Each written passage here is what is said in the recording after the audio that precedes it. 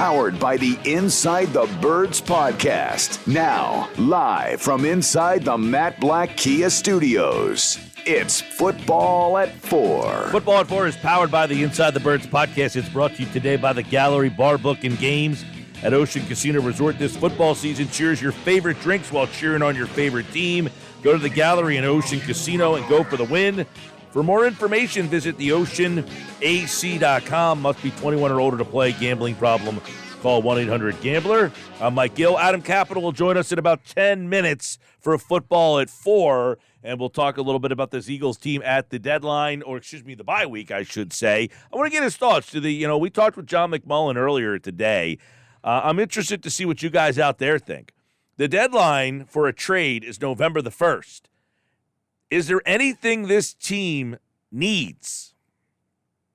And if there is something they need, what is it? Adam Caplan now for Football at 4 here on the Sports Bash Live on 97.3 ESPN. And, before Adam jumped on here, we were talking about this in the last hour. The Eagles have a bye this week. So what are some of the questions? What are some of the key things? And, Adam, I want to get your opinion on this because in 2017, the Eagles made a trade at the deadline to bring in a guy like Jay Ajayi. Does this team need to do something, or are they okay as structured? They're on the bye week. That trade deadline's in a couple of weeks. Is this a team that needs to add anything, or are they perfectly well as constructed? Mike, it's funny you say it because we're going to be doing a self-scout show on Inside the Birds soon. And there were three things I would do if you and I were running the front office and say, Mike, we have a meeting and say, listen, this is what I'm seeing. We watch the tape. We talk to the coaches. This is what I'm seeing. We need a more experienced third outside corner. We need a top backup for Bradbury or Schley on the outside. Zach McPherson's improving. But if one of those guys can't play for a while, do we really want to go with this guy? To me, that's the number one need. Depth with Derek Barnett's injury and out for the season. Depth also is a challenge. And Teron Jackson, not enough people are talking about that. He doesn't dress anymore. He just doesn't play. So that's another guy that they're not using. So I think that's another position they could use depth. And then I struggle with this one. I know Britton Covey has done a nice job, a really good return the other day. And I understand in today's NFL there are not a lot of return kicks. I would still look at that. I would still look at the return game. Yeah. Well, I brought up, You always want to try to get better, Mike. Yeah, go ahead. Okay, yeah, and I agree. I brought up, Deshaun Jackson. Would he be a guy you would avoid? Just say, hey, Deshaun, you're 35. We just want you to return punts. Is that something that you'd think would both sides would be interested in, or are they already been around the D-Jack party too many times? Well, they missed badly the last time. They paid him too much money. He couldn't stay healthy. Now, my understanding last time he was here, he wasn't super keen on returning punts the last time he came here as an older player. I don't know that he would want to just do that. I can't, based on what I know about him, talking to people close to the situation, I just don't see him being just a return at this point in his career. But to me, you're always trying to, you're looking at trying to be finding perfection. I know it's impossible. Mm-hmm. But if you're trying to be the best team you can be, I would look at all these things that you and I just discussed. Yeah, I agree. The third corner is a good thing there because you're right. If somebody gets – because like the other night, not corner, but Chauncey Gardner-Johnson went out. There was a pretty big drop-off when Kayvon Wallace went into the game. That might be an area, too, that they might need to explore. Safety, yes. That's a good one. The thing is, they run – I hate to say it's complicated because every defense is different, even though the defense that they're running is a version of Vic Fangio's defense. Not all Vic Fangio's defenses are the same. From someone talking who's coached for Vic, he goes, they're not all the same. We all think differently. But the framework of it's the same. So Chauncey Gardner-Johnson, Mike, don't forget, he's learning the defense in season. He never had a training camp or offseason with the Eagles, so he's learning on the go, and he's getting better. So you would have to find someone who's played in that defense. If they were going to add another guy, which I would not be opposed to doing if you and I were running the show, I would certainly look at that. But your point is, at the start of this, is a good one. They knew they needed another running back. Jay Ajayi certainly added something. There's no doubt. But I don't see them having to do anything earth-shattering. We'd reported weeks ago after the Barnett trade, they were looking at potential depth signings or additions. at outside linebacker. Yeah. But nothing earth-shattering. It's about like a fourth or fifth outside linebacker. Yeah. So and people Adam, get carried away with this stuff. you just said it. People get carried away, and you know how the Eagles fans think. Hey, Christian McCaffrey, Brian Burns, they're available. You got to go get them. The question is, Brian Burns, how many snaps is he going to get here, right?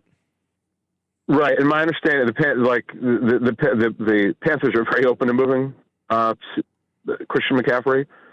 We had reported this actually during the 17 draft. Jeff and I were hosting another station. Jeff said, who's it going to be? I said, it's going to be McCaffrey, believe it or not.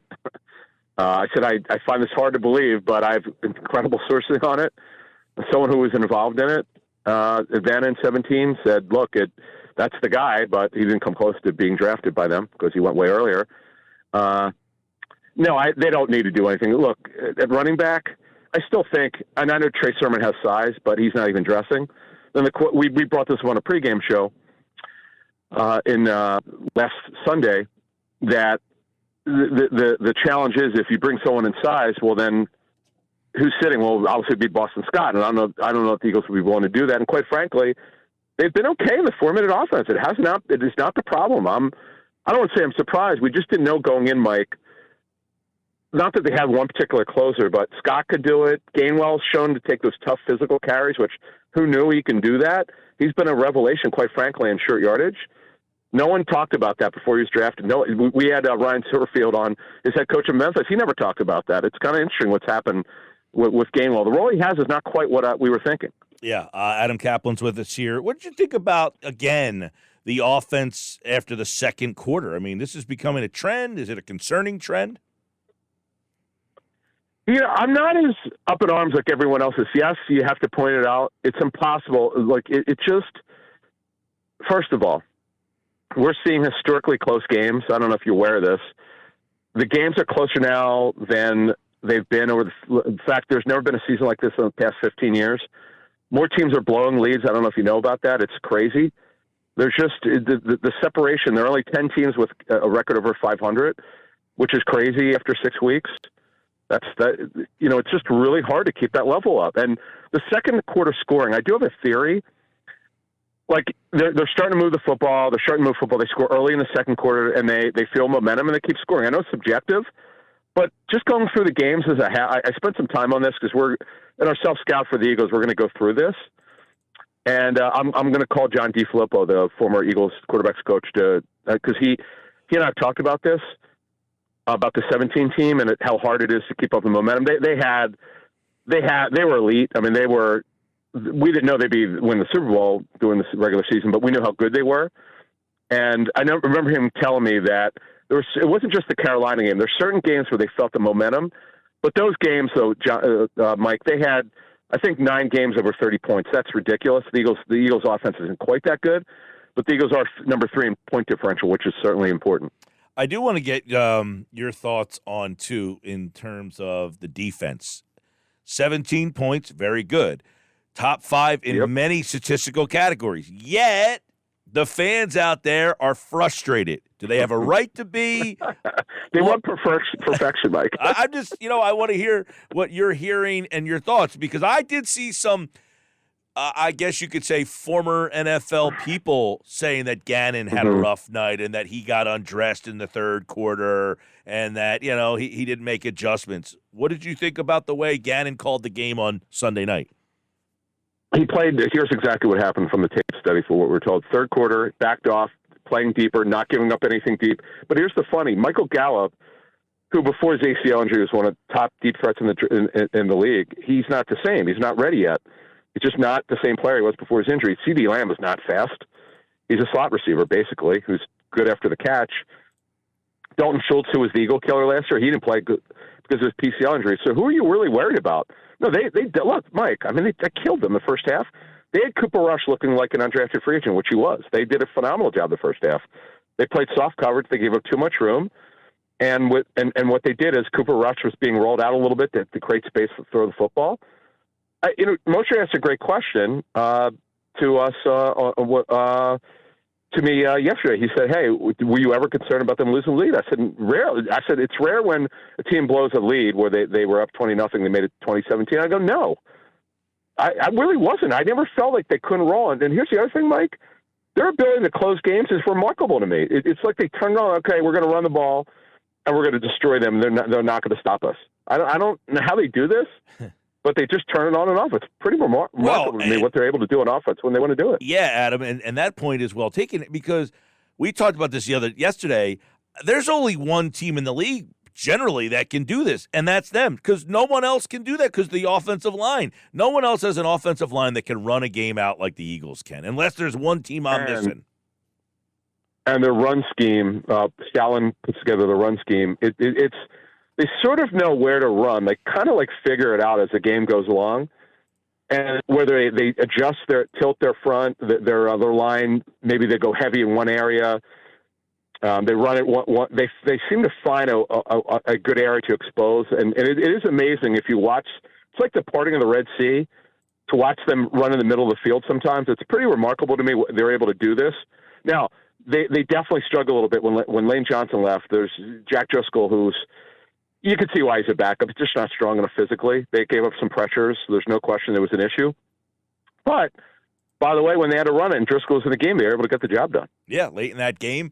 They ran that game out, and much like the week before, they went on that 17-play drive. They just said, all right, want to run this game out? Let's go. And they ran it out, and that was with Driscoll playing left tackle. They did it this week with Driscoll playing right tackle. So when push comes to shove, it seems that is the one thing they have in their back pocket, Adam, that most teams really can't do is run a game out like that. That's where a lot of these teams struggle, is closing a game out. Philly seems to have that. So I want to ask you, I know the power rankings you do over at InsideTheBirds.com. Yeah. Do you put Philly in the same sentence as the Buffalo-Kansas City duo? Are they at that point, or are they just right now the best team in the NFC? I have them at number one, so they debuted at InsideTheBirds.com. I have them 1, Buffalo 2. I think Kansas City's either 3 and 4. They're just not as exposed with that Tyreek Hill. Anyone who watches football knows this if you keep watching. However, what the funny thing is they were just about even for last year's pace before this game in terms of points scored after the first 5 games, and they obviously did their offense bogged down. It was crazy. That Buffalo-Kansas City game, I don't know if you saw the first 3 or 4 series. Mm-hmm. Both teams went down the field like very quickly, but then bogged down. It's really remarkable how scoring is down, and how over the last scoring is actually down now over the last 20 years by over 7 points a game, which is absurd. That's not good. Now it's because of the zone defensive team saying you're not getting the ball over our heads. But Josh Allen's the only one who doesn't seem to care. He's still going to throw it over their heads. Yeah, I know, and I see your power rankings. Eagles 1, Bills 2, Chiefs 3, Dallas 4, Minnesota 5. So Philly has now beaten your 4th and 5th team. They will play number 6, they will play number 11, and they will play number 12 coming up here. Their schedule coming up after this bye week. How does it all shape up down the stretch? Well, it's nice when they play Pittsburgh. Kenny Pickett should get cleared tomorrow, but Kenny Pickett is a fun quarterback. I like him, and they're really good at receiver. Well below average offensive line. T.J. Watt won't be back anywhere close to when the Eagles play him. I give them credit. They're playing their number 4, 5, and 6 quarters. Somehow they beat Brady. Boy, the Bucs offense, the Packer offense, Mike. Yeah. What in the world is going on here? It pains me to see bad quarterback play. It's not that they're bad. They're struggling, man. They cannot move the football. It's this league, man, with offenses being down. It's not good for business. No, it's not, and you're right. I mean, I have wondered what is going on with this Tampa Bay team. You've got Tampa, Denver, Green Bay, 3 great quarterbacks over the years, all struggling, scoring down, and that puts Philadelphia in the top of the InsideTheBirds.com power rankings from Adam Caplan. The guys, of course, all week long here on the bye week for football at 4. Tomorrow, of course, the Eagles, Jeff Mosher will be here. The Eagles getting ready for the bye, and then Pittsburgh, as Adam brought up. You can check out InsideTheBirds.com and the Inside the Birds podcast. What else you guys got going on, Adam? I know it's a busy season for you guys at Inside the Birds. Oh, yeah, this is great. So for our Patreon subscribers, we do some stuff that is just amazing. So we're going to have a former NFL defensive coordinator on probably early next week. We've kind of scheduled this interview. And we're going to go over the defense that they're running and what people could watch when they're watching TV, and also the coaching tape so they could be better fans. And we have our live stream tonight with our Patreon subscribers. It's so cool. We do a Zoom. It's kind of cool. You actually get to see people. It's actually very cool. And then I have my chat tomorrow night at 8 o'clock where we have what's called a Discord channel. And we chat with them. I do a lot. It's for half an hour back and forth. And we got some more things coming, which we can't announce yet, but it's only $8 a month extra. It's just something we're not doing. And we get these, and then we're going to have more interviews. And we got a former NFL team doctor. Actually, I'm announcing this now on your show. We're not going to say who it is, but we're going to have a former NFL team doctor who's really going to help people learn how to watch and diagnose injuries on television, folks. We got some incredible stuff, and this is why we started this Patreon channel, to give people stuff they can't get anywhere else. It's really kind of remarkable what we're doing, and we appreciate the comments. We actually had some beautiful comments from people the last couple of days. They're kind of blown away with what we're doing. And a couple of guys had suggestions. We're actually going to wind up doing it. We love to get to suggestions because we want what people want, and we're going to get it for them. So check us out at patreon.com/InsideTheBirds and become a subscriber. Very good. Of course, and Football at 4 daily here on the Sports Bash. Adam's back on Friday's show as we'll talk a little bit more about the Eagles at the bye week. Adam, thanks so much, buddy. All right, man. Thank you. All right, there's Adam Caplan here on the Sports Bash Live, 97.3 ESPN, 97.3 ESPN free mobile app. And, of course, tomorrow Jeff Mosher's back. I want to get Jeff's take on the trade deadline and all that stuff